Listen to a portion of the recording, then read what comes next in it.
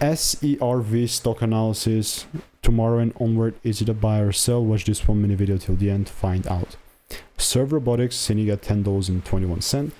I'm genuinely looking forward to taking this thing even higher. Just briefly, let me explain. Look at this market. Look at the data that we have, or the candles. I'm really looking to just take it even higher, but like, this is not just going to be like a random buy. It's really just gonna, it matters. It needs to give me this double break that I'm really waiting for. Just that it needs to show me that it really wants to go up by giving me that double break, and then I'll have no problem with triggering it higher. Triggering, what am I talking about? With buying, you know. So that is the way that I'm looking at SERV. It's not necessarily a financial advice. I mean, obviously not necessarily. It is not financial advice. It's all demo and simulated. Still waiting for the rules to be met. If you want to learn the strategy, check out the first link in the description. All reviews are 5 stars, and I'll see you in the next one.